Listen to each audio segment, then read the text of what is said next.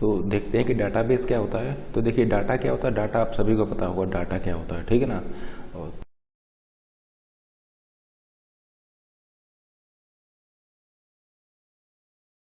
अब डाटाबेस क्या है, डाटाबेस आप ऐसा बोल सकते हैं collection of inter related data. तो डेटाबेस क्या है, database is a collection of inter related data. क्योंकि हम आपको ऑलरेडी बता चुके हैं डेटा क्या है, डेटा आपका एक प्रोसेस इन्फॉर्मेशन है, ठीक है ना। यानी आपके पास कोई इन्फॉर्मेशन है, उसको आपने प्रोसेस कर लिया है, अपने रिक्वायरमेंट के बेसिस पर आपने उसको प्रोसेस कर लिया है, तो वो आपका डेटा हो जाएगा।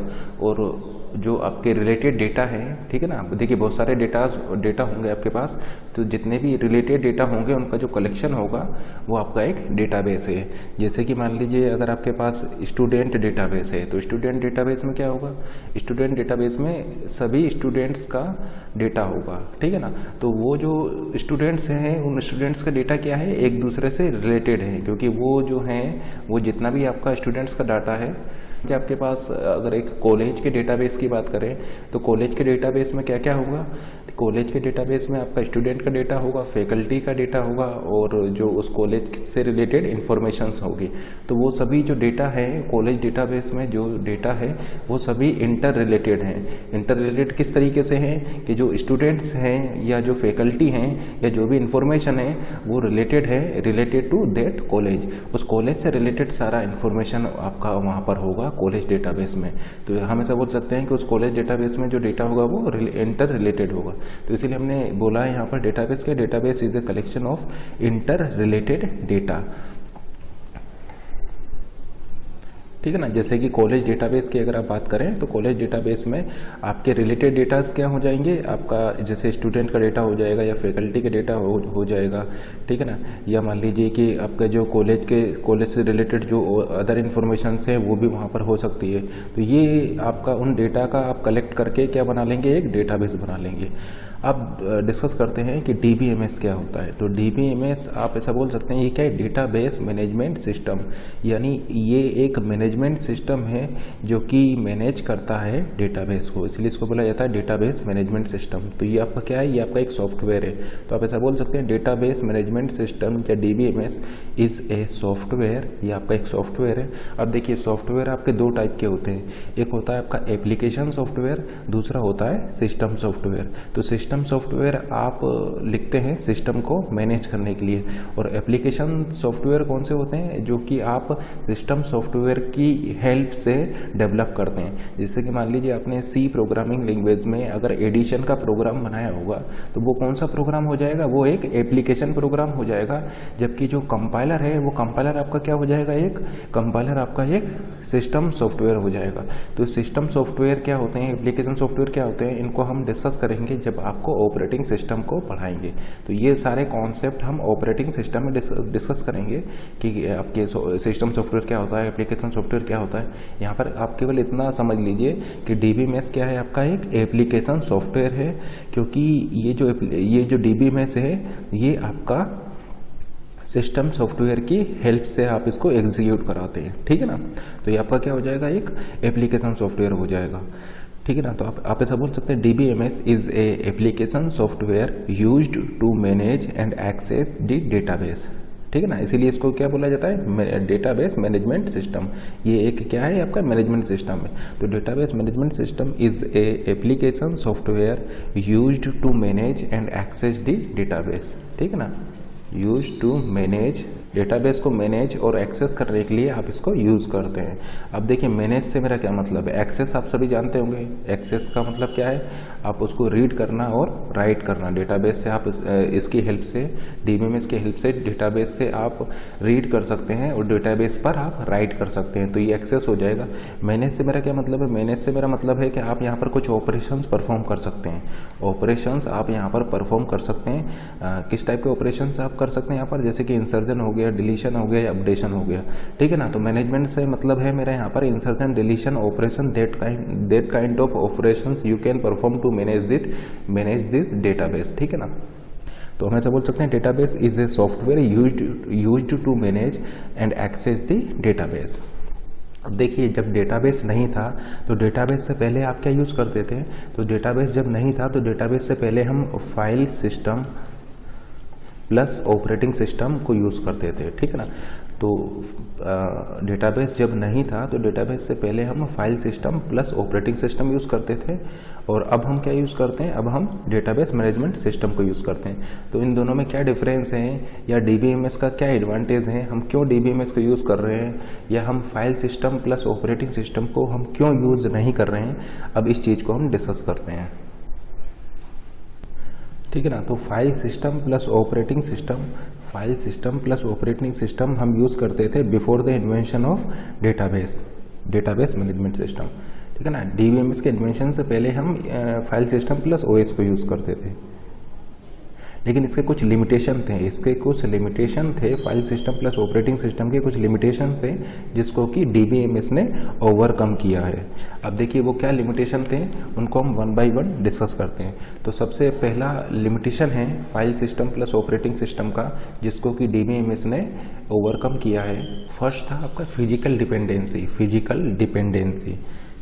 तो file system plus operating system में आपका बहुत सारी फिजिकल डिपेंडेंसी थी। तो फिजिकल डिपेंडेंसी क्या होती है, इसको एक एग्जांपल से हम क्लियर करते हैं। मान लीजिए आपके पास ये एक डिस्क है, ये आप इसको बोल सकते हैं, ये आपके पास एक सेकेंडरी मेमोरी है, एंड लेट से इसका जो साइज़ है वो है आपका 500 GB का आपके पास सेकेंडरी मेमोरी है। एंड इसमें मान लीजिए आपके पास बहुत सारी फाइल्स हैं, मान लीजिए आपके पास इसमें मान लीजिए आपके पास 12 फाइल्स हैं यहाँ पर, ठीक है ना। और मान लीजिए आपको करना क्या है यहाँ पर,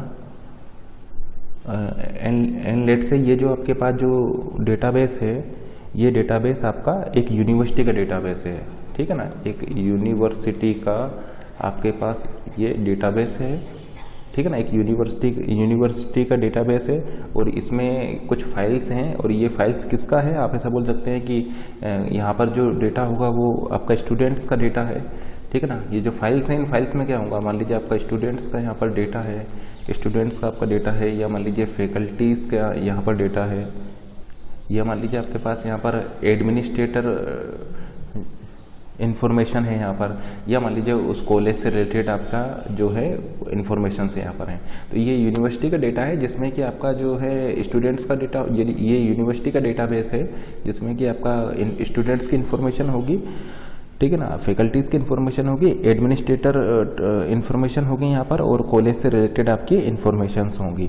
और मान लीजिए जो आपको इन्फॉर्मेशन चाहिए वो आपको ये चाहिए, रिट्रीव द स्टूडेंट, जो आपको इन्फॉर्मेशन चाहिए वो इस टाइप के चाहिए, retrieve student who got more than 80% marks. तो आपको क्या चाहिए, इस यूनिवर्सिटी डेटाबेस में से उन सभी स्टूडेंट्स के नेम चाहिए जो कि आपका 80% से ज़्यादा जिनके मार्क्स हैं, ठीक है ना। Retrieve the students who got more than 80% marks, जिनके मार्क्स 80% से ऊपर हैं, आपको उन स्टूडेंट्स का नाम चाहिए। तो देखिए इसके अगर आप यहाँ पर file system plus operating system अगर यूज़ कर रहे हैं, अगर आप यहाँ पर file system plus operating system अगर आपको यूज़ कर रहे हैं, तो ये इन्फॉर्मेशन रिट्रीव करने के लिए आपको क्या क्या चीज़ें पता होना चाहिए। देखिए ये इन्फॉर्मेशन आप file system plus OS use कर रहे हैं, तो ये इन्फॉर्मेशन रिट्रीव करने के लिए आपको कुछ फिजिकल इन्फॉर्मेशन यहाँ पर चाहिए, फिजिकल डिटेल चाहिए। देखिए ये फाइल्स हैं, तो इसको एक्सेस करने के लिए, इस डेटा को एक्सेस करने के लिए आपको कुछ फिजिकल डिटेल्स आपको पता होना चाहिए। जैसे कि आपको ये पता होना चाहिए कि location of student file, in file में से कौन सी फाइल है जो आपकी स्टूडेंट की फाइल है, ठीक है ना। तो फर्स्ट इन्फॉर्मेशन हो गया आपका कि आपको लोकेशन पता होना चाहिए, location of the student file, ठीक है ना। स्टूडेंट फाइल आपका किस लोकेशन पर है ये आपको पता होना चाहिए। सेकंड, आपको यहाँ पर ये पता होना चाहिए कि उस फाइल का नेम क्या है, उस फाइल का नेम क्या है। थर्ड, आपको ये पता होना चाहिए कि आपका उसकी परमिशन आपको है या नहीं है, उसको देखने की परमिशन आपको है या नहीं है, ठीक है ना, यानी एक्सेसिबिलिटी है या नहीं है, आप उसको एक्सेस कर सकते हैं या नहीं कर सकते हैं। तो नेक्स्ट आपको ये पता होना चाहिए कि उसका एक्सटेंशन क्या है, उसका उस फाइल का एक्सटेंशन क्या है, वो .txt फाइल है या डॉक फाइल है या किसी और फॉर्मेट में है। तो कुल मिलाकर हम ऐसा बोल सकते हैं कि ये इन्फॉर्मेशन आपको रिट्रीव करने के लिए यहाँ पर आपको ये सारी फिजिकल डिटेल्स आपको पता होना चाहिए। अगर ये आपको फिजिकल डिटेल्स पता होंगी तभी आप इस डेटाबेस में से इस रिजल्ट को रिट्रीव कर पाएंगे।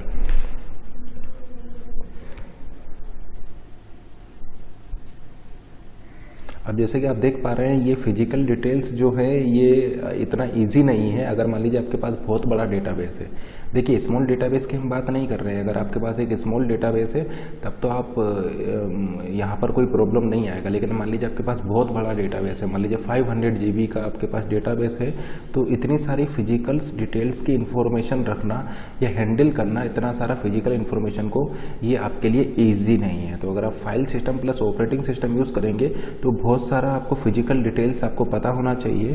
तो आप ऐसा बोल सकते हैं कि it is impossible to handle the physical details, ठीक है ना, impossible to handle these kind of physical details, क्योंकि ये बहुत बड़ा डेटाबेस है आपका, ठीक है ना। तो अगर आप ये file system plus OS use कर रहे हैं तो फिर आपको यहाँ पर काफ़ी सारी प्रॉब्लम्स आपको फेस करनी होगी, ठीक है ना। तो ये जो इस टाइप के एनवायरनमेंट में अगर आप कोई एप्लीकेशन डेवलप करते हैं तो उसका डेवलपमेंट आपका काफ़ी कॉम्प्लेक्स हो जाएगा, क्योंकि आपको बहुत सारी फिजिकल्स डिटेल्स यहाँ पर आपको पता होना चाहिए, जो कि आप ऑपरेटिंग सिस्टम की हेल्प से आप इसको हैंडल नहीं कर पाएंगे, ठीक है ना, क्योंकि ये आपका बहुत लार्ज डेटाबेस है।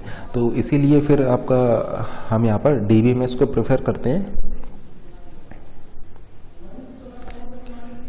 इसीलिए हम यहाँ पर DBMS को प्रेफर करेंगे, क्योंकि DBMS क्या करेगा, DBMS आपका इस डेटाबेस से इस इंफॉर्मेशन को रिट्रीव कर सकता है विदाउट नोइंग फिजिकल डिटेल्स,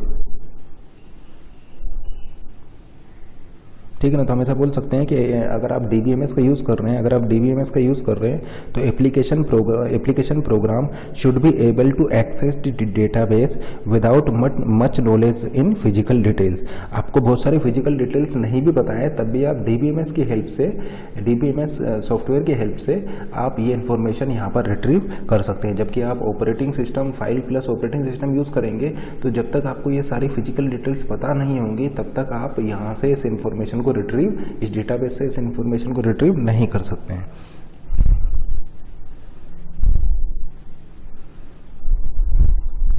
जैसे कि एक सिंपल एग्जांपल लेते हैं, मान लीजिए आपका कोई एक्सेल फाइल है, माइक्रोसॉफ्ट में आपने मान लीजिए कोई डॉक फाइल बनाया हुआ है या एक्सेल फाइल आपने बनाया हुआ है, तो उसको आपको एक्सेस करना होता है तो आपको ये पता होना चाहिए कि आपने उस एक्सेल फाइल को या उस डॉक फाइल को किस ड्राइव में स्टोर कराया है। आपने C ड्राइव में स्टोर कराया है या D ड्राइव में स्टोर कराया है, किस ड्राइव में आपने स्टोर कराया है ये आपको पता होना चाहिए।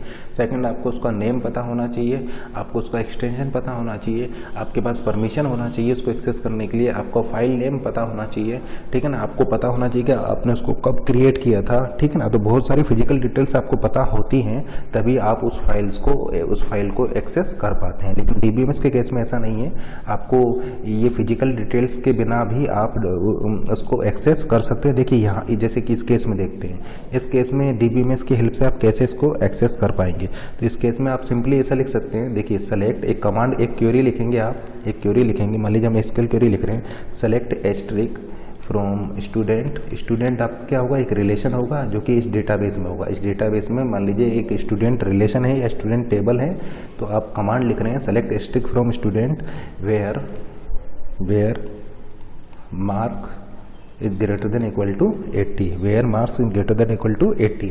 अब जैसे कि आप देख सकते हैं यहाँ पर ये DBMS की हेल्प से इस इन्फॉर्मेशन को रिट्रीव करने के लिए, इस डेटाबेस से इस इन्फॉर्मेशन को रिट्रीव करने के लिए हमें केवल ये कमांड लिखना होगा, select asterisk from student where marks is greater than equal to 80।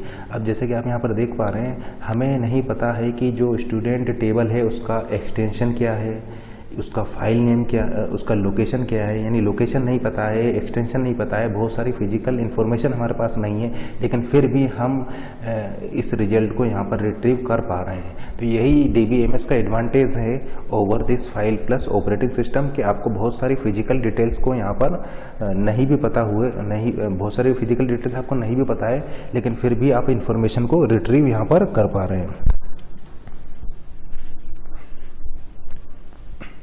जबकि इस केस में क्या होता है, इस केस में आपको पता होना चाहिए कि आपने फाइल को कहाँ पर स्टोर कराया है, कौन सी ड्राइव में स्टोर कराया है, क्या उसका नाम है, क्या एक्सटेंशन है, ठीक है ना। बहुत सारी चीज़ें आपको पता होंगी तभी आप उसको एक्सेस कर सकते हैं, उसका फॉर्मेट क्या है। जबकि यहाँ पर ऐसा कुछ नहीं है, यहाँ पर केवल बहुत सारी फिजिकल डिटेल्स देखिए आपको नहीं भी पता, लेकिन फिर भी आप DBMS की हेल्प से उसको एक्सेस कर पा रहे हैं। तो ये फिजिकल डिटेल्स जो आपका फाइल प्लस ऑपरेटिंग सिस्टम में मैनेज करना जो कि काफ़ी डिफ़िकल्ट था, वो यहाँ पर बहुत ईजी हो गया है। Without knowing physical details, we can access this information from this university database. तो ये इसका फर्स्ट एडवांटेज है। सेकंड एडवांटेज देखते हैं, इनपुट आउटपुट कॉस्ट। अगर आप file system plus operating system use कर रहे हैं तो वहाँ पर IO कॉस्ट ज़्यादा होगी एज़ कम्पेयर टू DBMS। अब हम यहाँ पर फिर से ऐसा बोल रहे हैं कि हम बात कर रहे हैं बहुत बड़े लार्ज डेटाबेस की। जैसे कि मान लीजिए आपके पास जो पहले वाले एग्जांपल ले लेते हैं, आपके पास 500 GB का डेटाबेस है, यूनिवर्सिटी का डेटाबेस है, और इसमें आपके कुछ फाइल्स हैं, मान लीजिए F1 F2, ठीक है ना। मान लीजिए कि आपको ये सेकेंडरी मेमोरी है आपका, ठीक है ना, और एक होगा आपका मेन मेमोरी, एक होगा आपका मेन मेमोरी। और मान लीजिए कि आपको इंफॉर्मेशन जो रिट्रीव करनी है वो कुछ इस टाइप से करना है, retrieve student whose ID in between 20 to 30। आपको उन सारे स्टूडेंट्स को रिट्रीव करना है जिनकी ID 20 और 30 के बीच में है, ठीक है ना। तो अब यहाँ पर क्या होगा कि ये जो फाइल है, ये फाइल आप मेन मेमोरी में लाएंगे, ठीक है ना, क्योंकि देखिए आपको इन्फॉर्मेशन को रिट्रीव करना है, तो आपको ये फाइल जिसमें कि स्टूडेंट्स का आपका इन्फॉर्मेशन है उसको आपको मेन मेमोरी में लाना होगा। तो इसी को हम बोलते हैं IO cost, input output cost. यानी आप सेकेंडरी मेमोरी से ट्रांसफ़र कर रहे हैं मेन मेमोरी में, या मेन मेमोरी से सेकेंडरी मेमोरी में, तो ये यहाँ पर आप क्या कर रहे हैं, इनपुट आउटपुट कर रहे हैं। तो ये IO कॉस्ट ज़्यादा होगी अगर आप file system plus operating system को यूज़ करेंगे। देखिए किस तरीके से आपका ज़्यादा होगा। मान लीजिए ये F1 जिसमें कि आपका स्टूडेंट का डेटा है, ये कुछ इस टाइप से है। ये मान लीजिए आपका F1 वाला फाइल है, ठीक है ना, स्टूडेंट, इसमें आपके स्टूडेंट्स का मान लीजिए डेटा है। एंड ये मान लीजिए जो F1 फाइल है ये आपका 100 GB की है, 100 GB की है फाइल, और इसमें जो स्टूडेंट के ID हैं वो कुछ इस तरीके से होंगे। ये मान लीजिए आपका यहाँ पर इसमें मान लीजिए 100,000 इसमें स्टूडेंट्स का मान लीजिए आपके पास रिकॉर्ड है, ठीक है ना। और आपको सेलेक्ट करना है केवल उन स्टूडेंट्स को जिनकी के ID 20 और 30 के बीच में है। तो आपको यहाँ पर क्या करना होगा, ये इन्फॉर्मेशन रिट्रीव करने के लिए आपको पूरी फाइल को मेन मेमोरी में लोड करना होगा, तभी आप इस इन्फॉर्मेशन को रिट्रीव कर पाएंगे, ठीक है ना।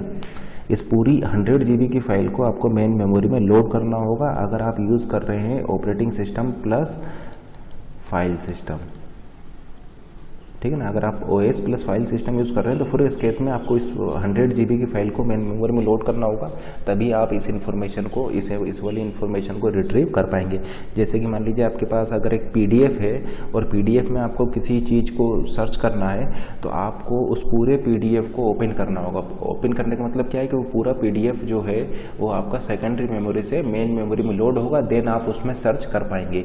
या मान लीजिए कि आपके पास कोई एक्सेल फाइल है और एक्सेल फाइल में आपका स्टूडेंट्स का डेटा है और आपको किसी पर्टिकुलर स्टूडेंट का डेटा को सर्च करना है, तो आपको उस एक्सेल फाइल को ओपन करना होगा। ओपन करने का मतलब क्या है कि उस पूरी एक्सेल फाइल को आप सेकेंडरी मेमोरी से मेन मेमोरी में पहले लोड करेंगे एंड देन उसको सर्च करेंगे। तो यहाँ पर आप क्या देख रहे हैं कि आपको पूरे की पूरी फाइल को मेन मेमोरी में लोड करना पड़ रहा है। तो अगर बहुत बड़ा डेटाबेस है तो IO कॉस्ट यहाँ पर बहुत ज़्यादा हो जाएगी, IO cost is too high, ठीक है ना। तो हमेशा बोल सकते हैं whenever we required file first we have to transfer the entire big file into main memory to search the particular data। अब जैसे कि आपको यहाँ पर पता होगा कि इंस्ट्रक्शन और डेटा जो होते हैं ये दोनों ही मेन मेमोरी में स्टोर होते हैं, क्योंकि हम यहाँ पर स्टोर्ड प्रोग्रामिंग का कॉन्सेप्ट यूज़ कर रहे हैं। हम जो यहाँ पर यूज़ कर रहे हैं वो स्टोर्ड प्रोग्रामिंग का कॉन्सेप्ट यूज़ कर रहे हैं। स्टोर्ड प्रोग्रामिंग आपका किस में आता है, ये देखिए वेन न्यूमैन में आएगा, ठीक है ना। ये वेन न्यूमैन में आपका ये स्टोर्ड प्रोग्रामिंग का कॉन्सेप्ट है, जिसमें कि ये क्या बोलता है, ये बोलता है कि instruction and data should be stored in same memory. Instruction and data should be stored in high speed main memory. तो जैसे कि आप देख पा रहे हैं, आपका चूँकि पूरी फाइल को आपको लोड करना पड़ रहा है, तो इसमें आईओ कॉस्ट आपका बहुत ज़्यादा हो जाएगा, जबकि आपको डेटा जो चाहिए वो बहुत स्मॉल डेटा है, बहुत स्मॉल डेटा आपको रिट्रीव करना है, लेकिन उसके लिए आपको इस पूरी फाइल को मेन मेमोरी में आपको लोड करना पड़ेगा। तो आईओ कॉस्ट यहाँ पर आपका बहुत ज़्यादा है। यानी आप इस आईओ कॉस्ट क्या, आईओ कॉस्ट आप इस तरीके से बोल सकते हैं, number of blocks required to transfer from secondary memory to main memory is too large, ठीक है ना। IO cost is too large का मतलब क्या है, number of blocks required to transfer from secondary memory to main memory is too large, क्योंकि IO का मतलब है जितने ब्लॉक्स को आप सेकेंडरी मेमोरी से मेन मेमोरी में ट्रांसफ़र कर रहे हैं, तो वो आपका यहाँ पर बहुत लार्ज होगा। जबकि डीबीएमएस के केस में क्या होगा, डीबीएमएस के केस में आप चूँकि इंडेक्सिंग का यूज़ करते हैं, सोफिस्टिकेटेड इंडेक्सिंग का आप यूज़ करते हैं, तो आप ऐसा बोल सकते हैं कि आपका अगर आप डीबीएमएस का यूज़ कर रहे हैं तो डीबीएमएस में चूँकि इंडेक्सिंग आप यूज़ करते हैं, तो आपको पूरी फाइल को मेन मेमोरी में लाने की ज़रूरत नहीं है। आप केवल उतने ही पार्ट को मेन मेमोरी में लाएंगे जितना कि आपको रिक्वायर्ड होगा। अब देखिए, ये हम आपको आगे बताएंगे कि डीबीएमएस में आप इंडेक्सिंग यूज़ करते हैं और वहाँ पर भी आपके ब्लॉक्स होते हैं। जैसे कि मान लीजिए कि आपका यहाँ पर जो है एक ब्लॉक में आपका 10 स्टूडेंट्स का डेटा है, तो मान लीजिए आपका इस फाइल में एक ब्लॉक में 10 स्टूडेंट का डेटा होगा, फिर नेक्स्ट ब्लॉक में आपका जो है नेक्स्ट 10 स्टूडेंट का डेटा होगा। तो देखिए, पहले 1 से लेकर के 10th स्टूडेंट तक का इसमें होगा, फिर 10 से लेकर के 20 स्टूडेंट का डेटा इस सेकंड ब्लॉक में होगा। उसी तरीके से 20 to 30 स्टूडेंट का डेटा जो होगा वो इस थर्ड ब्लॉक में होगा, ठीक है ना। तो आपका अगर आप डीबीएमएस को यूज़ कर रहे हैं, तो चूँकि वहाँ पर सोफिस्टिकेटेड इंडेक्सिंग हम करते हैं, तो आपका जो है मेमोरी में केवल ये एक ब्लॉक आपका ट्रांसफ़र होगा, पूरी फाइल ट्रांसफ़र ना होकर के केवल एक ब्लॉक का ट्रांसफ़र होगा, ठीक है ना। और उस ब्लॉक में आपका ये इन्फॉर्मेशन होगी। तो आप क्या देख रहे हैं कि यहाँ पर जो आईओ कॉस्ट है वो बहुत आपका ड्रास्टिकली रिड्यूस हो गया है, क्योंकि हम यहाँ पर सोफिस्टिकेटेड इंडेक्सिंग यूज़ कर रहे हैं। तो आप ऐसा बोल सकते हैं कि चूंकि हम डीबीएमएस के केस में हम यहाँ पर इंडेक्सिंग यूज़ कर रहे हैं, तो इसलिए हमें यहाँ पर केवल कुछ फ्यू ब्लॉक्स को ट्रांसफ़र करना होगा secondary memory to main memory. जबकि पहले क्या कर रहे थे, हम पहले पूरी फाइल को ट्रांसफ़र कर रहे थे, यानी जितने इस फाइल के अंदर जितने ब्लॉक्स हैं उन सभी ब्लॉक्स को हमें यहाँ पर ट्रांसफ़र करना पड़ रहा था इस इन्फॉर्मेशन को रिट्रीव करने के लिए। अब यहाँ पर क्या है, इंडेक्सिंग चूँकि आप कर दिए हैं, तो आपको पूरी फाइल को ट्रांसफ़र नहीं करना है, आपको केवल जो रिलेटेड ब्लॉक्स होंगे केवल उन्हीं को आपको यहाँ पर ट्रांसफ़र करना होगा। जैसे कि आपने एक्सेल में देखा था, एक्सेल में मान लीजिए आपको एक स्टूडेंट का डेटा रिट्रीव करना है और उसमें 1000 स्टूडेंट का डेटा है, तब भी आपको उसको पूरी एक्सेल फाइल को ओपन करना पड़ता है, ठीक है ना। पूरी एक्सेल फाइल को आप ओपन करते हैं। ओपन करने का मतलब क्या है कि सेकेंडरी मेमोरी से वो पूरी एक्सेल फाइल आपका मेन मेमोरी में लोड होती है एंड देन आप उसको सर्च कर पाते हैं। तो ये प्रैक्टिकली पॉसिबल होगा अगर आपका डेटाबेस स्मॉल होगा, लेकिन अगर आपका डेटाबेस बहुत बड़ा है जैसे 500 GB, तो उस केस में ये ऐसा करने में आपको काफ़ी प्रॉब्लम्स आएंगी, ठीक है ना। तो आईओ कॉस्ट आपका काफ़ी इंक्रीज हो जाएगा, ठीक है ना। तो अगर आपका डेटाबेस स्मॉल है तब तो आपका इतनी डिफ़िकल्ट आपको नहीं आएगा, क्योंकि फिर आपका फाइल साइज़ आपका लो होगा एंड फिर आप उसको कर सकते हैं ट्रांसफ़र, ठीक है ना। लेकिन डेटाबेस बहुत बड़ा होगा तब आपके लिए काफ़ी प्रॉब्लम्स आ जाएगी। जैसे कि देखिए, विंडोज़ में भी आप ऐसा नहीं है कि एक्सेल को बहुत बड़ा बना सकते हैं, उसमें भी लिमिटेशन होती है कि केवल लिमिटेशन होती है, केवल उसी साइज़ की एक्सेल आप बना सकते हैं, ठीक है ना। या जैसे कि मान लीजिए कि आप डॉक फाइल की भी हम बात करें, तो ऐसा नहीं है कि आप 100 GB की डॉक फाइल बना सकते हैं विंडोज़ में, उसमें वो लिमिटेशन होती है कि कुछ आपका उस पॉइंट तक ही आपका वो सपोर्ट करता है। तो क्योंकि वहाँ पर आपका पूरा एक्सेल फाइल लोड होता है मेन मेमोरी में, तो आपका लिमिटेशन रहता है ताकि वो मेन मेमोरी में आपका लोड हो पाए, ठीक है ना। तो यही डिसएडवांटेज है, क्योंकि ओएस इस टाइप की सिचुएशन को हैंडल नहीं कर सकता है। तो ये सेकंड प्रॉब्लम थी आईओ कॉस्ट वाला। अब नेक्स्ट प्रॉब्लम हम देख रहे हैं, थर्ड प्रॉब्लम हम डिस्कस करते हैं। थर्ड प्रॉब्लम है यहाँ पर कॉन्करेंसी की। थर्ड प्रॉब्लम है आपका यहाँ पर कॉन्करेंसी की। देखिए, ठीक है ना। अब कॉन्करेंसी से मेरा क्या मतलब है, यहाँ पर कॉन्करेंसी से मेरा ये मतलब है, मान लीजिए ये मेरा डेटाबेस है 500 GB का, मान लीजिए मेरे पास ये डेटाबेस है, एंड मान लीजिए ये मेरा यूजर 1 है। बहुत सारे यूजर हो सकते हैं जो इस डेटाबेस को यूज़ करते हैं, ठीक है ना। मान लीजिए अप टू UN, ये यूजर N है। अब मान लीजिए कि एक यूजर है जो इसमें किसी फाइल को रीड कर रहा है, किसी मान लीजिए F1 फाइल को एक यूजर जो है रीड कर रहा है। तो चूँकि F1 फाइल को एक यूज़र रीड कर रहा है, तो दूसरा यूज़र उस F1 फाइल को राइट नहीं कर सकता है, अदरवाइज वो चेंज हो जाएगा। तो उसी तरीके से मान लीजिए कि अगर एक यूज़र एक फ़ाइल को राइट कर रहा है, तो दूसरा यूज़र उसको राइट नहीं कर सकता है, लेकिन रीड यहाँ पर आप कर सकते हैं। ऐसा हो सकता है कि F1 को एक यूज़र रीड कर रहा है और एक दूसरा यूज़र भी उसको रीड कर रहा है, क्योंकि रीड करने से कोई प्रॉब्लम यहाँ पर नहीं आएगी, ठीक है ना। एक आपके पास एक फाइल है, एक यूज़र उसको रीड कर रहा है और दूसरा यूज़र भी उसको रीड कर रहा है, तो इसमें कोई प्रॉब्लम नहीं आएगा। लेकिन अगर एक यूज़र रीड कर रहा है तो दूसरा उसको राइट नहीं कर सकता है, या एक यूज़र उसको राइट कर रहा है तो दूसरा उसको राइट नहीं कर सकता है। या मान लीजिए कि एक यूज़र उसको अगर राइट कर रहा है, एक फाइल को अपडेट कर रहा है, तो दूसरा यूज़र उसको रीड नहीं कर सकता है, क्योंकि वो अपडेशन हो रहा है, उस फाइल में आपका चेंजेस हो रहा है, अदरवाइज वो गलत वैल्यूज़ को यहाँ पर रीड कर लेगा। उसी तरीके से अब चूँकि ये रीड कर रहा है, अगर इसने इसको अपडेट कर दिया तो ये रॉन्ग वैल्यू को रीड कर लेगा, ठीक है ना। उसी तरीके से अगर ये अपडेट कर रहा है, ये भी अपडेट कर रहा है, तो फिर आपका यहाँ पर आपका फिर से प्रॉब्लम क्रिएट हो जाएगा। तो इसको हम बोलते हैं कॉन्करेंट आपके ऑपरेशंस यहाँ पर हो रहे हैं। तो ये कॉन्करेंसी को ये फाइल प्लस OS जो है ये आपका सपोर्ट नहीं करता है। आप ऐसा बोल सकते हैं कि OS प्लस फाइल सिस्टम का यूज़ करके आप इस कॉन्करेंसी को कंट्रोल नहीं कर सकते हैं, ठीक है ना, क्योंकि यहाँ पर ऐसा कोई प्रोटोकॉल नहीं होता है, ठीक है ना। जैसे मान लीजिए आपने एक डॉक्यूमेंट फाइल ओपन किया हुआ है और आप उसको रीड कर रहे हैं, लेट से किसी दूसरे यूजर ने आकर के उसको अपडेट कर दिया, ये चेंज कर दिया, तो आप जो रीड कर रहे हैं वो आपका वहाँ पर आपका ये प्रॉब्लम आ जाएगा। आप जो रीड कर रहे थे वो आपका चेंज हो जाएगा, ठीक है ना। तो ये आपका प्रॉब्लम होगी अगर आप file plus operating system use करेंगे, क्योंकि वो कॉन्करेंसी को कंट्रोल नहीं करता है। जबकि DBMS के केस में क्या होता है, DBMS के केस में आपका हम यहाँ पर कुछ प्रोटोकॉल्स डिफाइन करते हैं, सेट्स ऑफ रूल हम यहाँ पर डिफाइन करते हैं टू मेंटेन दिस कॉन्करेंसी। इस कॉन्करेंसी को मेंटेन करने के लिए हम कुछ प्रोटोकॉल यहाँ पर डिफाइन करते हैं कि अगर एक यूज़र रीड कर रहा है तो दूसरा राइट नहीं करेगा, एक रीड कर रहा है तो दूसरा यूज़र उसको राइट नहीं कर सकता है, या एक यूज़र उसको राइट कर रहा है तो दूसरा यूज़र उसको रीड नहीं कर सकता है, या अगर एक यूज़र एक फाइल को राइट कर रहा है तो दूसरा यूज़र उसको राइट नहीं कर सकता है। तो ये कॉन्करेंसी कंट्रोल जो है ये आपका DBMS सपोर्ट करता है। तो ये एक और एडवांटेज है DBMS का over file plus operating system. And fourth advantage हम यहाँ पर देखते हैं सिक्योरिटी, लेवल्स ऑफ सिक्योरिटी।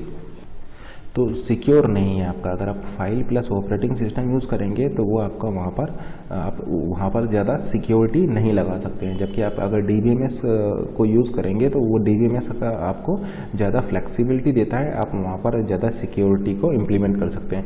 जैसे कि इसको फिर से एक एग्जांपल से देखते हैं। मान लीजिए आपके पास 500 GB का एक यूनिवर्सिटी का डेटाबेस है, एंड अब हम यहाँ पर इसके डिफरेंट व्यू क्रिएट कर रहे हैं। तो देखिए, एक स्टूडेंट का व्यू होगा इस डेटाबेस को व्यू करने का।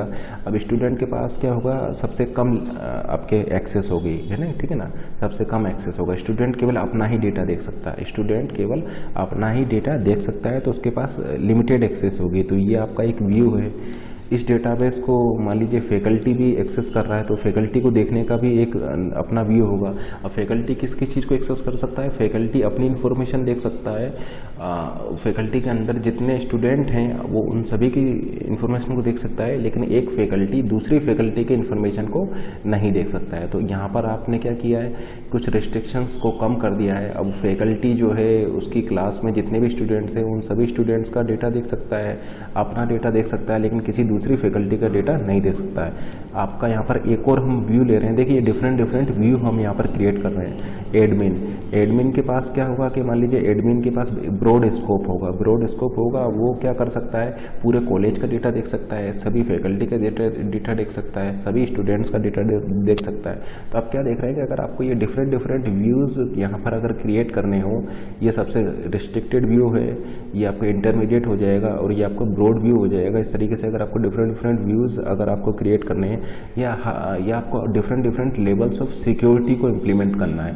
जैसे कि देखिए सबसे ज़्यादा सिक्योरिटी, देखिए यहाँ पर देखिए आपने सिक्योर कर रखा है, आप केवल एक स्टूडेंट अपनी इन्फॉर्मेशन देख सकता है, दूसरे स्टूडेंट की इन्फॉर्मेशन नहीं देख सकता है।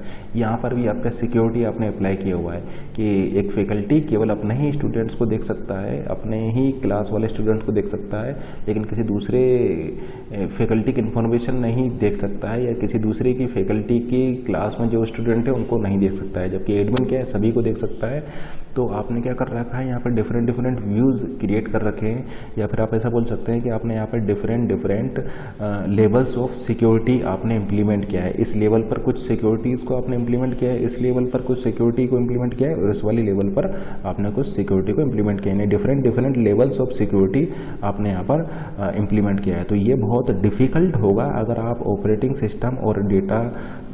सिस्टम प्लस फाइल सिस्टम का अगर यूज़ करेंगे, क्योंकि ये आपका बहुत बड़ा लार्ज डेटाबेस है, तो इसको वो हैंडल नहीं कर पाएगा।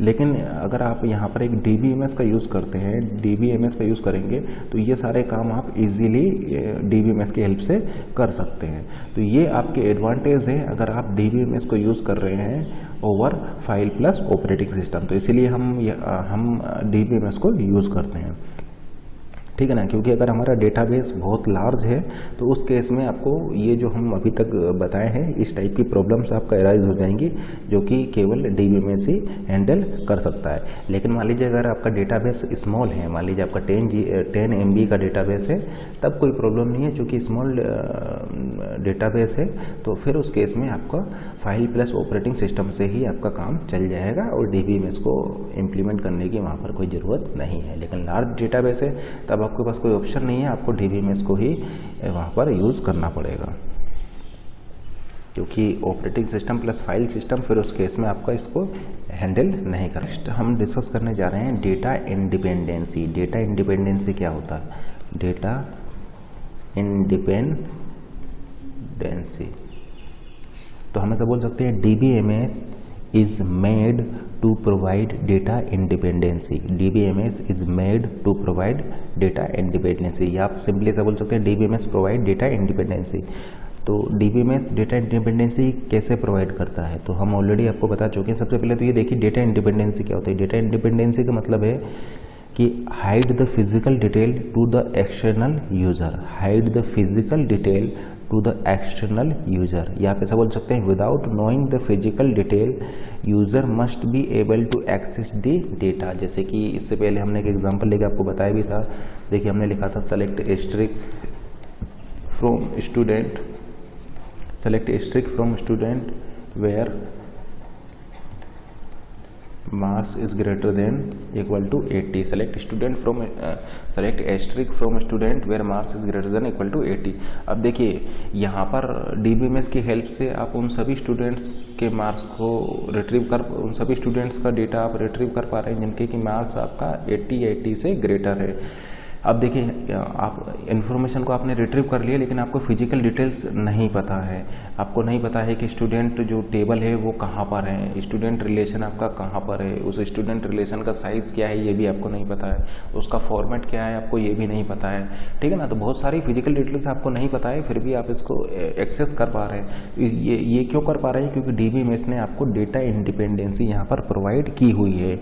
डेटा इंडिपेंडेंसी यानी hide the physical detail to the external user.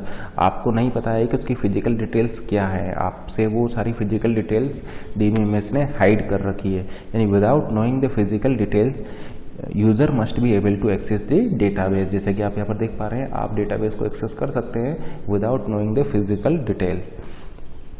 तो ये है आपका डेटा इंडिपेंडेंसी का कंसेप्ट जो कि DBMS आपको प्रोवाइड करता है। अब देखिए DBMS आपका क्या होगा, एज ए इंटरफेस वर्क करता है। ये मान लीजिए आपका डेटाबेस है, ये मान लीजिए आपका डेटाबेस है, ठीक है ना। डेटाबेस कहाँ पर होगा, आपका डिस्क में होगा। और ये मान लीजिए यूज़र है आपका, ठीक है ना। ये डेटाबेस है, ये यूज़र है, डेटाबेस है, ये यूज़र है। यूज़र को डेटाबेस को एक्सेस करना है, तो DBMS एज ए इंटरफेस यहाँ पर वर्क कर रहा है, ठीक है ना। DBMS एज ए इंटरफेस यहाँ पर वर्क कर रहा है। DBMS act as a interface in between database and user, ठीक है ना। तो without knowing physical, user don't know physical detail, user को फिजिकल डिटेल्स नहीं पता है, उसके बावजूद वो इस डेटाबेस को एक्सेस कर पा रहा है with the help of this DBMS। तो ये किस तरीके से वर्क कर रहा है, DBMS as a interface work कर रहा है, ठीक है ना। तो इसी, और ये क्या प्रोवाइड करा रहा है, इसको डेटा इंडिपेंडेंसी प्रोवाइड करा रहा है। अब यहाँ पर हम एक स्टेटमेंट आपको बताते हैं। To provide the data independency there should be at least 2 level of abstraction. To provide data independency there should be at least 2 level of abstraction.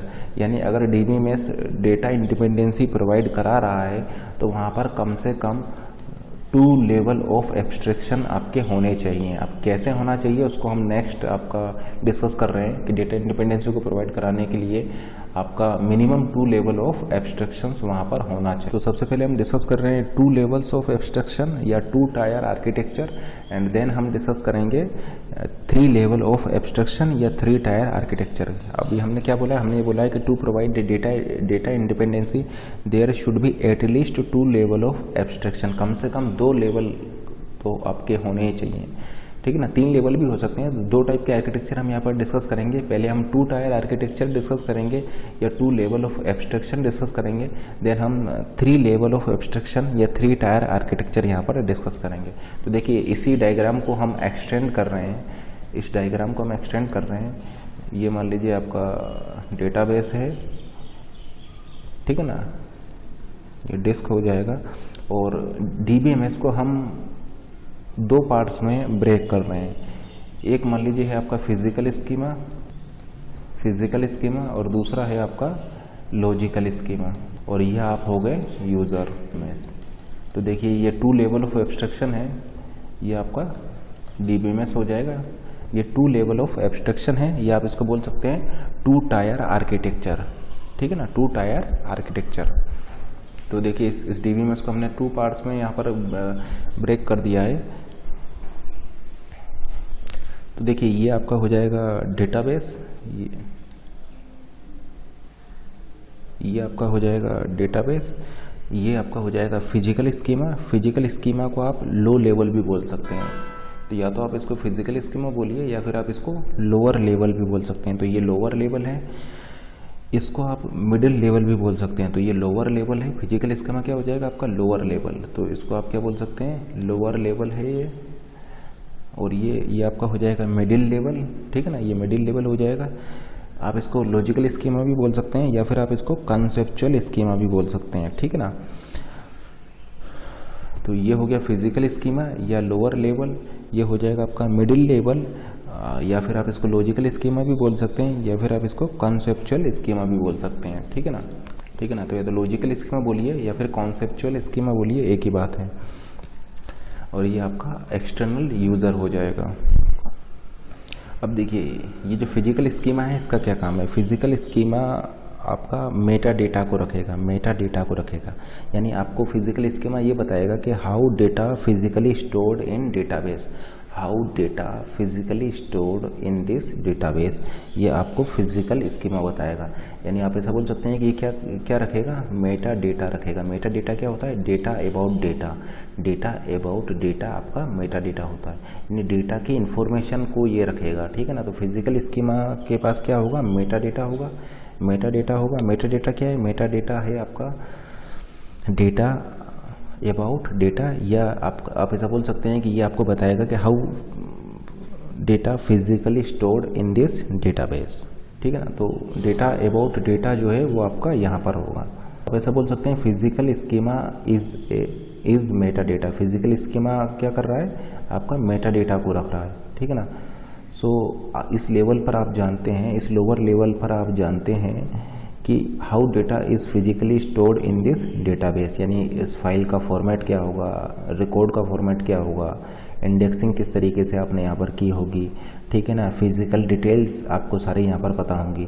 तो जितनी भी फिजिकल डिटेल्स हैं वो सारा आपको इस लेवल पर, लोअर लेवल पर या फिजिकल स्कीमा पर आपको पता होगा। इसीलिए हमने यहाँ पर लिखा है Meta data, in data about data. Data के बारे में जो फिजिकल डेटा होगा वो सारा आपको पता होगा। मेटा डेटा आपको पता होगा, उसकी सारी फिजिकल डिटेल्स आपको पता होगा। इंडेक्सिंग क्या है, फाइल फॉर्मेट क्या है, रिकॉर्ड फॉर्मेट क्या है, ये सब चीज़ें आपको यहाँ पर पता होगा। अब इस लॉजिकल स्कीमा की बात करते हैं या कॉन्सेप्चुअल स्कीमा की बात करते हैं। तो कॉन्सेप्चुअल स्कीमा में क्या होगा आपका, कॉन्सेप्चुअल स्कीमा में आपको क्या पता होगा, आपको यहाँ पर पता होगा व्हाट डेटा इज़ स्टोर्ड। आपको यहाँ पर ये पता होगा व्हाट डेटा इज़ स्टोर्ड, आपका क्या डेटा यहाँ पर स्टोर्ड है, ये आपको इस कॉन्सेप्चुअल स्कीमा या लॉजिकल स्कीमा में पता होगा, ठीक है ना। तो यहाँ पर आपका क्या होता है, यहाँ पर आपका व्हाट होता है, व्हाट डेटा इज़ स्टोर्ड, और यहाँ पर आपका क्या होता है how data is stored, how data is physically stored in this database, और यहाँ पर आपका व्हाट डेटा इज़ स्टोर्ड। तो लॉजिकल स्कीमा या कॉन्सेप्चुअल स्कीमा में आपको ये पता होगा कि what data exist in this database, what data exist in this database, ठीक है ना। तो आप ऐसा बोल सकते हैं कि फिजिकल स्कीमा क्या कर रहा है, फिजिकल स्कीमा हाइड कर रहा है फिजिकल डिटेल्स को, ठीक है ना। फिजिकल स्कीमा या ये लॉजिकल स्कीमा क्या कर रहा है, तो आप यहाँ पर ऐसा बोल सकते हैं कि लॉजिकल स्कीमा या ये कॉन्सेप्चुअल स्कीमा क्या कर रहा है, ये लॉजिकल या ये कॉन्सेप्चुअल स्कीमा हाइड कर रहा है फिजिकल डिटेल्स को, ठीक है ना। तो ये मिडिल लेवल होने की वजह से आप डायरेक्टली इस लोअर लेवल से इंटरेक्ट नहीं कर रहे हैं। देखिए यूजर किससे इंटरेक्ट कर रहा है, यूजर इंटरेक्ट कर रहा है इस लॉजिकल स्कीमा से, जहाँ पर आपको क्या पता होना चाहिए, आपको केवल ये पता होना चाहिए व्हाट डेटा इज़ स्टोर्ड, यानी आप डायरेक्टली फिजिकल स्कीमा से इंटरेक्ट नहीं कर रहे हैं, आप कॉन्सेप्चुअल या लॉजिकल स्कीमा से इंटरेक्ट कर रहे हैं, जहाँ पर आपको केवल ये पता होना चाहिए कि व्हाट डेटा इज़ स्टोर्ड, ठीक है ना। यहाँ पर आपका how data is going to be stored, इससे आपको कोई मतलब नहीं है, क्योंकि ये आप इससे डायरेक्टली इंटरेक्ट कर ही नहीं रहे हैं, आप केवल लॉजिकल से इंटरेक्ट कर रहे हैं। तो यहाँ पर केवल आपको इतना पता होना चाहिए व्हाट डेटा इज़ स्टोर्ड। तो ये लॉजिकल स्कीमा या कॉन्सेप्चुअल स्कीमा क्या कर रहा है, ये आपको फिजिकल डिटेल्स को हाइड कर रहा है, यूजर से फिजिकल डिटेल्स को हाइड कर रहा है। ये लॉजिकल स्कीमा हाइड कर रहा है यूजर से इन सभी फिजिकल डिटेल्स को। लेकिन इस पॉइंट पर, लॉजिकल स्कीमा वाले पॉइंट पर आपको केवल ये पता होना चाहिए what data is stored. For example कि ये जो डेटाबेस है, इस डेटाबेस में आपका 2 टेबल स्टोर्ड है, इस डेटाबेस में आपका 2 टेबल स्टोर्ड है। एक तो स्टूडेंट टेबल है आपका जो यहाँ पर स्टोर्ड है, और दूसरा आपका मान लीजिए फैकल्टी टेबल यहाँ पर स्टोर्ड है। स्टूडेंट टेबल में क्या क्या एट्रीब्यूट हो सकते हैं या क्या क्या फील्ड हो सकते हैं, तो यहाँ पर देखिए स्टूडेंट टेबल में आपके हो सकते हैं student ID, student name, student marks, phone number, address, date of birth, etcetera etcetera, इस टाइप के आपके एट्रीब्यूट स्टूडेंट रिलेशन में हो सकते हैं, ठीक है ना। Student ID, student name, marks, phone number, address, date of birth, ये आपके यहाँ पर हो सकते हैं। उसी तरीके से फैकल्टीज़ में क्या क्या हो सकते हैं, फैकल्टीज़ में आपके एट्रीब्यूट हो सकते हैं faculty ID, faculty name, faculty address, faculty let's say department, faculty salary, ठीक है ना। इस टाइप के एट्रीब्यूट्स यहाँ पर आपके हो सकते हैं।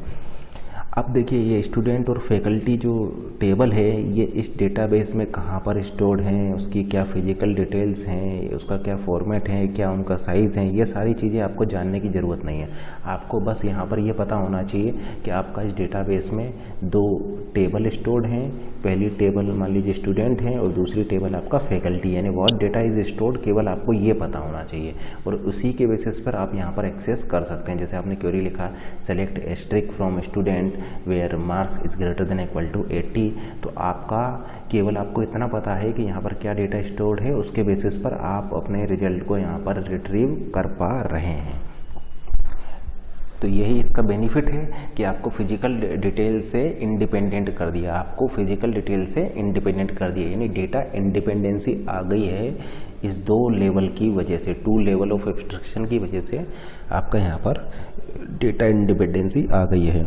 अब स्कीमा क्या होता है, स्कीमा आप बोलिए या इसको एब्स्ट्रैक्शन बोलिए, एक ही बात है, ठीक है ना। या तो आप स्कीमा बोल सकते हैं या फिर आप इसको एब्स्ट्रैक्शन भी बोल सकते हैं,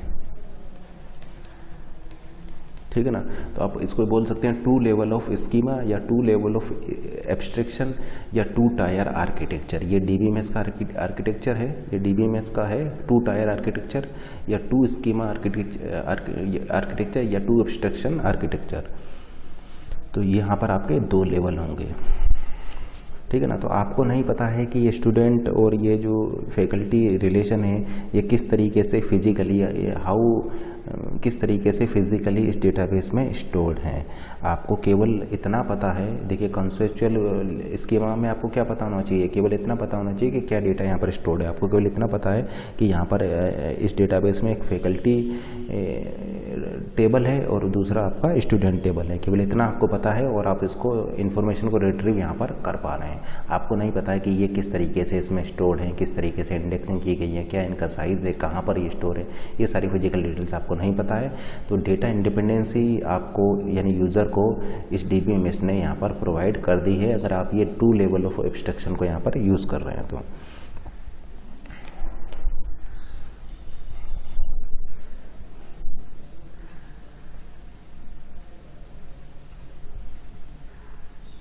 ठीक है ना। तो ये हाउ वाला पार्ट से आपको कोई मतलब नहीं है, ये जो how data is stored in this database इससे आपको कोई मतलब नहीं है। आपको केवल इतना पता होना चाहिए, व्हाट आपको पता होना चाहिए और आपका काम यहाँ पर चल जा रहा है।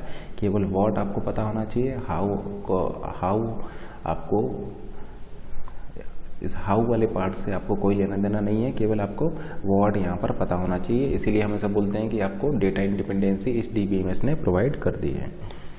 व्हाट का मतलब क्या होगा कि आपका क्या डेटा यहाँ पर स्टोर्ड है, जैसे कि स्टूडेंट फैकल्टी, बस ये पता होना चाहिए।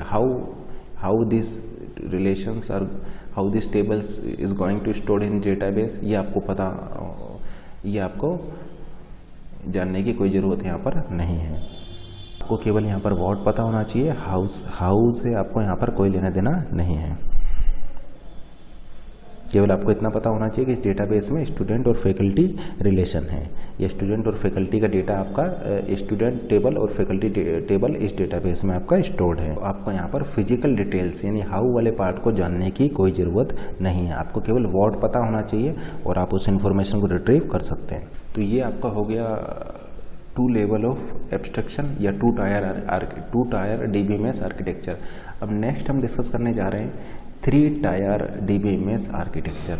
तो ये थर्ड लेवल की आपको ज़रूरत कब पड़ेगी, तो थर्ड लेवल की आपको ज़रूरत पड़ेगी अगर आप अपने डेटाबेस के डिफरेंट व्यू चाहते हैं। अगर आप अपने डेटाबेस के डिफरेंट व्यू चाहते हैं तब आपको, या सिक्योरिटी को इम्प्लीमेंट करना चाहते हैं तो उस केस में फिर आपको ये थ्री लेवल ऑफ एब्स्ट्रैक्शन या थ्री टायर ऑफ आर्किटेक्चर को यहाँ पर यूज़ करना होगा। तो ये आपका थ्री टायर डीबीएमएस आर्किटेक्चर है या थ्री लेवल्स का डीबीएमएस आर्किटेक्चर है, ठीक है ना। थ्री लेवल्स का डीबीएमएस या थ्री लेवल्स ऑफ एब्स्ट्रैक्शन है यहाँ पर डीबीएमएस में। देखिए ये first level, second level, third level, ठीक है ना। फर्स्ट लेवल, सेकंड लेवल और ये थर्ड लेवल हो जाएगा। और यहाँ पर आपके यूजर होंगे, यूजर 1, यूजर 2, यूजर n। आपके टोटल n यूजर हैं और सभी यूजर के डिफरेंट व्यू हैं। तो टोटल आपके यहाँ पर n व्यू है। तो जैसे कि आप यहाँ पर देख पा रहे हैं, आपको ये जो थर्ड लेवल है, ये थर्ड लेवल की रिक्वायरमेंट तब होगी जब आपको अगर डिफरेंट व्यूज़ यहाँ पर क्रिएट करने हों। अदरवाइज जो डेटा इंडिपेंडेंसी है वो डेटा इंडिपेंडेंसी तो आपने ये दो लेवल से ही अचीव कर लिया था। डेटा इंडिपेंडेंसी आपने केवल दो लेवल से ही अचीव कर लिया था। अगर आपको डिफरेंट व्यूज़ क्रिएट करने हैं तब आपको ये थर्ड लेवल की रिक्वायरमेंट यहाँ पर पड़ेगी। फॉर एग्जांपल जैसे कि मान लीजिए ये यूजर 1 जो है ये स्टूडेंट है, यूजर 1 जो है ये स्टूडेंट है। तो स्टूडेंट किसकी इन्फॉर्मेशन देख सकता है, स्टूडेंट केवल अपनी इन्फॉर्मेशन देख सकता है। ये यूजर 2 जो है ये फैकल्टी है, तो फैकल्टी किसकी इन्फॉर्मेशन देख सकता है, वो अपनी इन्फॉर्मेशन देख सकता है। और उसकी क्लास में जो स्टूडेंट्स होंगे वो केवल उनकी इन्फॉर्मेशन को देख सकता है, ठीक है ना। तो फैकल्टी किसी दूसरी फैकल्टी की इन्फॉर्मेशन को नहीं देख सकता है, या किसी दूसरी फैकल्टी की क्लास में जो स्टूडेंट्स होंगे उनको वो नहीं देख सकता है।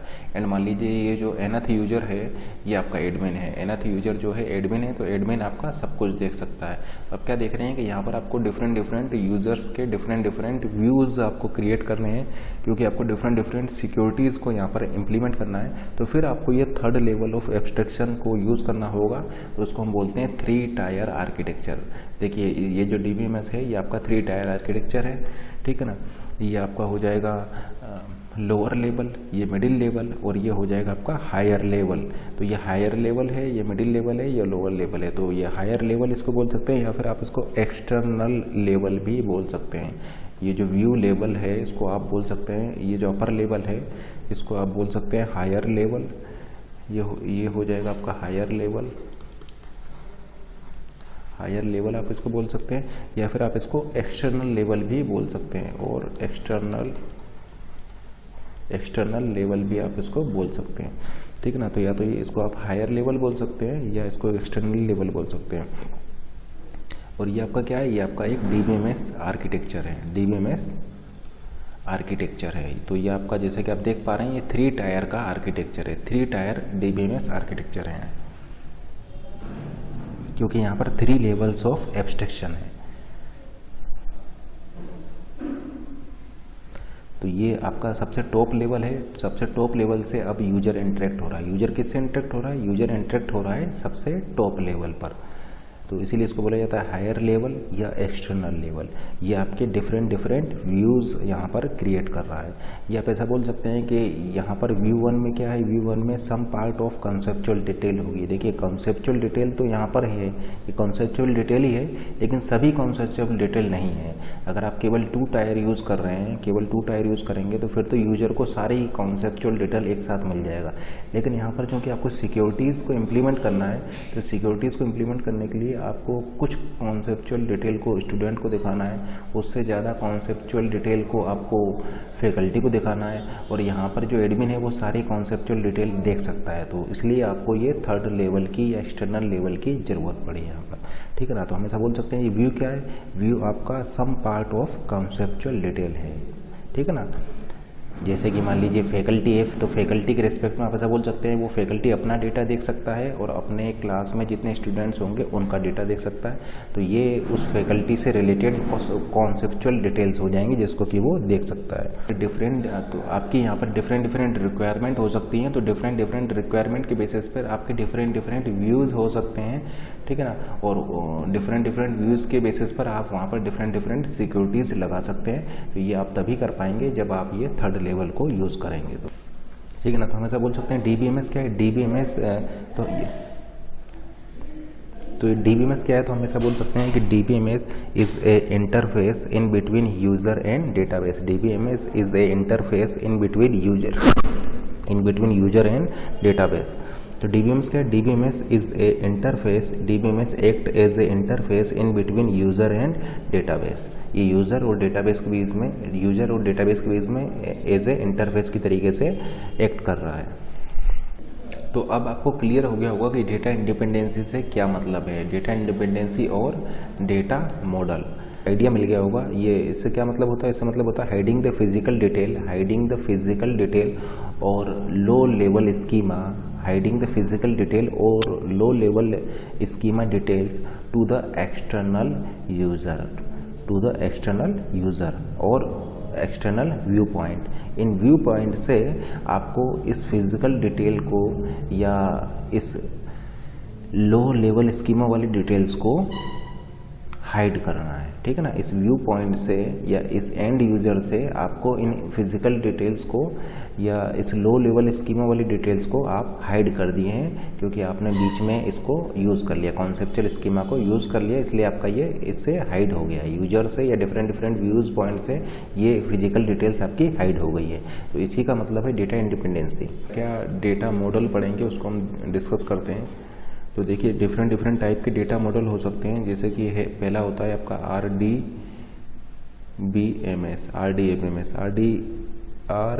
RDBMS। RDBMS का मतलब क्या है? रिलेशनल डेटाबेस मॉडल है ये आपका, रिलेशनल डेटाबेस मॉडल है ये आपका, ठीक है ना। उसी तरीके से एक होता है आपका OBDMS, ये क्या है आपका? Object oriented data model. ये आपका देखिए ये रिलेशन डेटा मॉडल है, यहाँ पर आपके रिलेशंस या टेबल्स की हम बात करेंगे तो ये रिलेशन डेटा मॉडल है, ये ऑब्जेक्ट ओरिएंटेड डेटा मॉडल है। उसी तरीके से एक और होता है आपका network data model, network data model, और बहुत सारे डेटा मॉडल्स होते हैं। तो यहाँ पर जो हम स्टडी करेंगे वो करेंगे RDBMS को, रिलेशनल डेटाबेस मॉडल को हम यहाँ पर स्टडी करेंगे। तो RDMS क्या होता है? RDMS में R का मतलब होता है रिलेशन, और रिलेशन का मतलब होता है टेबल। रिलेशन, R का मतलब क्या है? R फॉर रिलेशन, और रिलेशन का मतलब होता है टेबल, और टेबल क्या होता है? Table is a collection of row and columns. तो हम यहाँ पर इस RDBMS को स्टडी करेंगे।